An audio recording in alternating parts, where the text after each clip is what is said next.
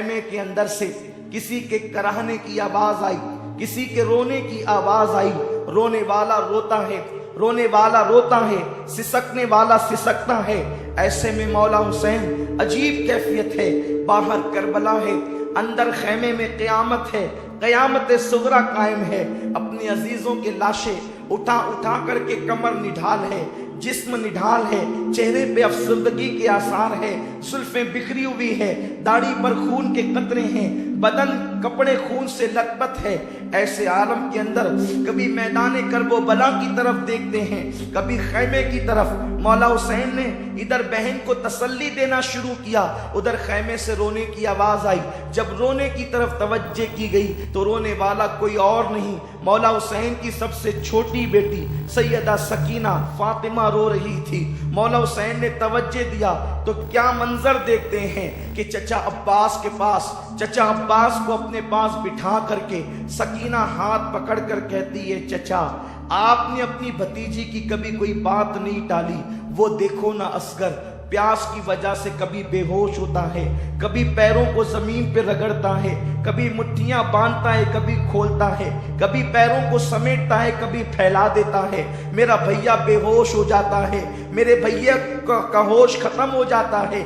میرے چچا آپ ہمارے لیے پانی کا تھوڑا سا انتظام کر دیں، اگر اپنی سکینہ کو نہ پلا سکے تو کوئی بات نہیں، لیکن معصوم اصغر کے لیے تو انتظام کریں۔ اللہ اکبر۔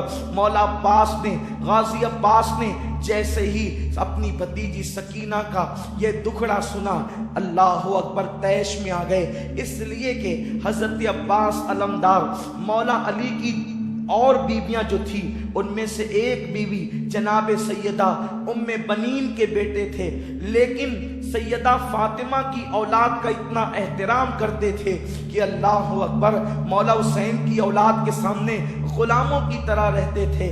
آپ نے سنا ہوگا کہ اللہ اکبر مولا عباس جس وقت علی اکبر کے ساتھ چلتے، حضرت علی اکبر ہم شبیہ رسول تھے، لیکن حضرت عباس کا حال یہ تھا، آپ کا جسم چوڑا تھا اور قد اتنا اونچا تھا کہ آپ اونٹ کی پیٹھ پر اپنا ہاتھ زمین پہ کھڑے ہو کر کے رکھ لیا کرتے تھے۔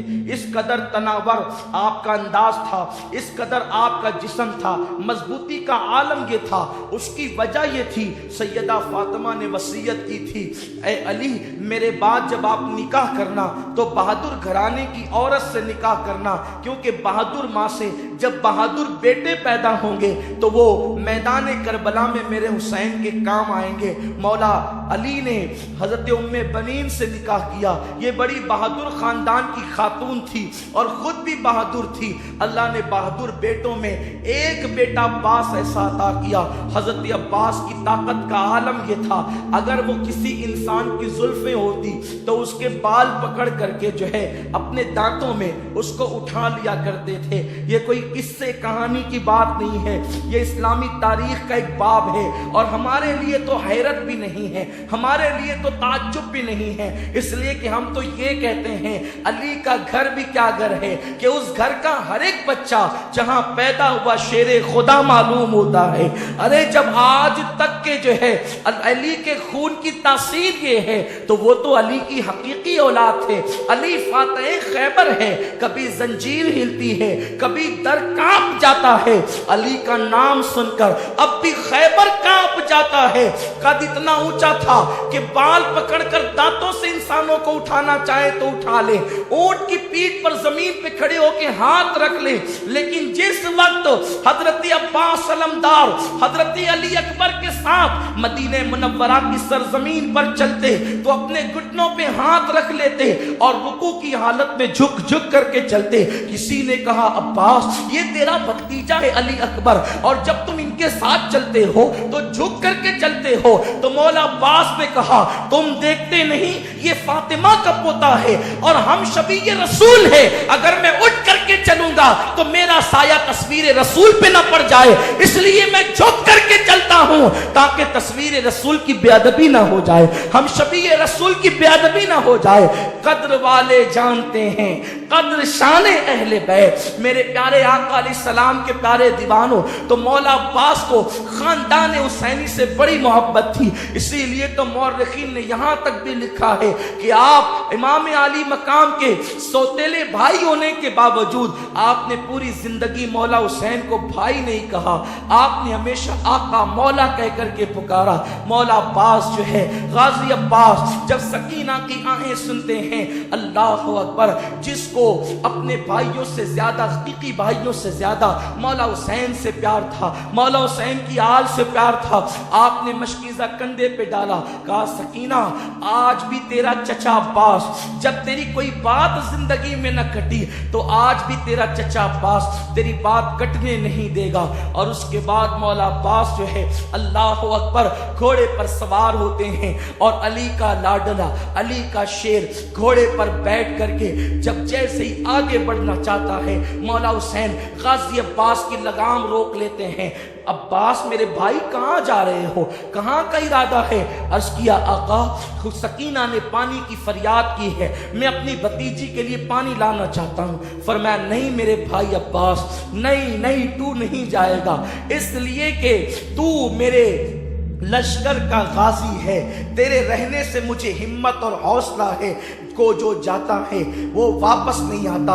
غازی عباس نے کہا آقا حسین میں سب کچھ برداشت کر سکتا ہوں، اپنی بھتیجی کی فریاد کو ٹال نہیں سکتا، آپ مجھ سے امتحان نہ لے میرے آقا، میری شہزادی کے شہزادے امتحان نہ لے، میری آقا زادی کے شہزادے امتحان نہ لے، مجھے جانے دے۔ اس کے بعد مولا حسین نے جو ہے لگام گھوڑے کی چھوڑی ہے اور عباس نے ایڑ لگائی ہے۔ اللہ اکبر، غازی عباس جب چلے ہیں، اللہ اکبر، وہاں فرات کے کنارے پر پہلے دن تو 500 کا پہرا تھا، لیکن جب جنگ شروع ہو گئی تو تقریباً 2000 سپاہ کو وہاں پر کھڑا کر دیا گیا تھا۔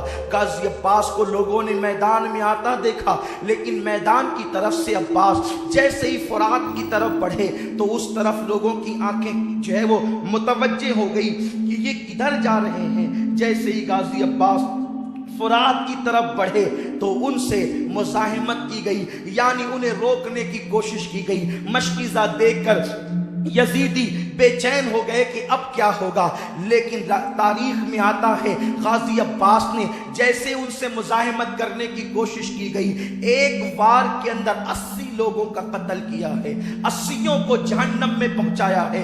عباس کی طاقت و قوت کا عالم یہ تھا، گویا کہ حیدری کچار کے شیر جو ہے اپنی بہادری کے جوہر بھی دکھا رہے تھے۔ 3 دن کے پیاسے ہیں اور یہ حال ہے، اگر پیاسے نہ ہوتے تو یزیدیوں کے چھکے چھڑا دیتے، یا پھر اگر پیاس کے باوجود بھی وعدہ وفا کرنا نہ ہوتا اور جانے بچانے پر آتے تو اللہ اکبر اپنی تلواروں کے اشارے سے زمین پلٹ دیتے، لیکن وہاں تو وعدہ نبھانا تھا، وہاں تو وعدہ وفا کرنا تھا۔ غازی عباس ان سے لڑتے جب اپنے گھوڑے کو لے کر فرات کے اندر پہنچے، یعنی گھوڑے کے 2 پیر فرات کے اندر تھے، دریائے فرات کے اندر، اور 2 پیر باہر تھے، آپ نے جیسے ہی گھوڑے کو کہا ذرا تو پانی پی لے۔ اللہ اکبر، یہ وہ روایتیں ہیں جو محتاط مورخین کی لکھی ہوئی ہے، اور لیکن ایک بات یاد رکھیں، ہم عشق کے بندے ہیں، کیوں بات بڑھائی ہے، سر سوے روزہ جھکا پھر تجھ کو کیا، دل دا ساجد یزیدیا پھر تجھ کو کیا، دل دا ساجد یزیدیا پھر تجھ کو کیا۔ اللہ اکبر، مولا غازی عباس نے جیسے گھوڑے کو کہا کہ تو پانی پی، ادھر گھوڑے کو کہتے ہیں اور فرات کے کنارے پر پیر ڈال کر کے کھڑے ہو جاتے ہیں۔ چلو میں پانی لیا، سوچا پہلے میں پی لوں تاکہ مشکیزے کا پانی وہاں خالی نہ ہو، اتنا پانی بچے گا تو اور کام آئے گا۔ لیکن جیسے ہی پانی چلو میں لیا، سکینہ کی صورت یاد آئی، معصوم اصغر کی پیاس یاد آئی، پانی کو چھوڑ دیا اور کہا کہ میرے بھتیجے اور بھتیجی پیاسی ہو، اور عباس پی لے پانی چھوڑا۔ گھوڑے کو کہا تو کیوں نہیں پیتا؟ گھوڑا گردن کی جھرجھری دیتا ہے اور گویا کہ اعلان کرتا ہے عباس گھوڑا ہوں، جانور ہوں، لیکن میرے دل میں اہل بیت کی محبت ہے، نبی کی آل پیاسی ہے تو ہم کیا پانی پیے۔ اللہ اکبر۔ مولا غازی عباس نے مشکیزہ بھرا، پیٹ پہ ڈالا اور پلٹے، لیکن ان نامردوں میں ہمت نہ تھی کہ عباس کے ساتھ مقابلہ کرتے۔ ایک بار میں 80 کو جہنم رسید کرتے جب دیکھا تو ہر ایک کو جان پیاری ہوتی ہے، مزاحمت نہ کی، یہ پیٹ پر مشکیزہ ڈال کر کے چلے۔ شمر لعین شقی ابن سعد کی آواز آئی، خبردار عباس کو چاروں طرف سے گھیر لیا جائے، اگر عباس یہ پانی لے کر خیمے آل رسول میں پہنچ گئے تو تم میں سے کوئی ایک بھی بچ کر نہیں جائے گا، تمہاری عورتیں بیوہ ہوگی، تمہارے بچے یتیم ہوں گے۔ جیسے یہ آواز پہنچی چاروں طرف سے عباس کو گھیر لیا گیا۔ حضرت عباس جنگ کرتے رہے اور یوں لگتا تھا جیسے خیبر کی تاریخ دہرائی جا رہی ہے۔ ایک طرف ہاتھ چلتا ہے تو گاجر مولیوں کی طرح یزیدیوں کے سر کٹ کٹ کے گرتے ہیں، لیکن ایک بدبخت نے پیچھے سے آ کر اس نامرد نے جو ہے وہ حضرت عباس کے دائیں ہاتھ پہ وار کیا۔ اللہ اکبر۔ عباس کا ایک بازو کٹ کر کے زمین پر گرا۔ حضرت عباس نے دوسرے ہاتھ میں جو ہے وہ تلوار تھامی، اور تلوار تھام کر کے جو پیٹھ پر مشکیزہ تھا اس کو آپ نے اپنی جو ہے وہ آگے کی طرف کر کے اپنے دانتوں میں پکڑا اور دوسرے ہاتھ سے آپ نے جنگ کرنی شروع کی۔ اب بھی مقابلہ جاری تھا، ابھی خیمے آل رسول سے کوئی فاصلہ ہی موجود تھا، تھوڑا سا فاصلہ کہ اگر گھوڑے کو ایڑ لگا دی جائے اور 2-4 چھلانگ گھوڑا مار لے تو خیمے آل رسول میں پانی پہنچ جائے گا۔ عباس کو ہاتھ کٹنے کا غم نہ تھا، اس بات کی خوشی تھی کہ بس چند لمحوں کے بعد میں سکینہ کے منہ میں پانی کے قطرے ڈالوں گا، اب اور اصغر کے منہ میں پانی کے قطرے ڈالوں گا۔ ایک ملعون آواز کربلا کی سرزمین پر گونجتی ہے، لوگوں عباس پانی لے کر کے نہ جائے۔ دوسرا بازو کٹنے کے بعد بھی عباس گھوڑا چلا رہے تھے، دانت میں مشکیزہ پکڑے ہوئے تھے۔ ایک پلید بدبخت نے ایسا تیر چلایا کہ جو مشکیزے کو پیوست ہو کر کے حضرت عباس کے سینے میں جا پڑا اور وہ پانی زمین کے اوپر آ گیا۔ عباس پھوٹ پھوٹ کر کے رونے لگے، جان جانے کا کوئی غم نہ تھا، لیکن بات یہ تھی کہ میں سکینہ اور اصغر کی مراد کو پوری نہ کر سکا۔ اللہ اکبر۔ جیسے سینے میں تیر آیا عباس زمین پر آئے، آواز لگائی، آقا حسین، آقا حسین، اپنے غلام کی مدد کیجئے، اپنے غلام کی خبر لیجئے۔ مولا حسین نے جیسے ہی آواز سنی دوڑ کر کے آئے تو جناب عباس کو دیکھا کہ آپ کے دونوں بازو کٹے ہیں، خون نکل رہے ہیں۔ ایک تصور میں آپ کو دلانا چاہتا ہوں، ایک تصور، تاکہ کربلا کی رنگینی کو، اس داستان کی حقیقت کو محسوس کر سکو۔ اللہ اکبر۔ جب کوئی بائک سے گرتا ہے، جب کوئی بائک سے گرتا ہے تو وہ کوشش کرتا ہے کہ میں ہاتھ کے بل گروں، کہ میرا ہاتھ ٹوٹ جائے، میرا ہاتھ ٹوٹ جائے تو میرا سینہ محفوظ رہے، میری پیٹھ محفوظ رہے، میرا سر محفوظ رہے۔ اور بائک سے گرنے والا جب ہاتھ کے بل گرتا ہے تو وہ محفوظ ہو جاتا ہے۔ عباس، تم تو ہاتھ کے بل کیسے گر سکتے تھے؟ اس لیے کہ تمہارے ہاتھ ہی کاٹ لیے گئے تھے۔ جب عباس گھوڑے سے زمین پر آئے ہوں گے، گویا کہ فاطمۃ الزہرا کی چیخ نکل گئی ہوگی، رسول اعظم صلی اللہ علیہ وسلم بے چین ہو گئے ہوں گے، مولائے کائنات شیر خدا علی مرتضیٰ کی روح تڑپ گئی ہوگی۔ جیسے ہی عباس کا سر مولا حسین نے اپنی گود میں لیا اور چہرے پہ ہاتھ پھیرا، زلفوں پہ ہاتھ رکھا، کہا عباس کیسے ہو میرے بھائی؟ میری تمنا یہ تھی کہ تو زندگی میں ایک بار مجھے بھائی کہتا۔ کہا نہیں مولا، تو میرا آقا ہے، نبی کی بیٹی کا شہزادہ میرا آقا ہے۔ نہیں۔ اور عباس یہ کہہ کر مسکرانے لگے، عباس یہ کہہ کر مسکرانے لگے۔ حضرت مولا حسین نے کہا بھائی عباس تم مسکراتے ہو؟ کہا حسین میرے آقا، میری آنکھوں کے سامنے امی فاطمہ کا چہرہ نظر آتا ہے، علی کا چہرہ نظر آتا ہے، نانا مجھے حوض کوثر پہ دکھ رہے ہیں اور ان کے ہاتھ میں ٹھنڈے پانی کا پیالہ ہے۔ نانا کہتے عباس دیر نہ کر، جلدی آ، اس لیے مسکرا رہا ہوں، گود حسین کی ہے، بلانا نانا کا ہے۔ مولا حسین نے عباس کی پیشانی پہ ہاتھ رکھ کے کہا عباس تم مجھ سے پہلے جا رہے ہو، नाना को जा करके मेरा हाल सुनाना और कहना, नाना जिस हुसैन को आपने अपने कंधों पे बिठाया था वो हुसैन जान तो दे रहा है लेकिन ईमान का सौदा नहीं कर रहा है।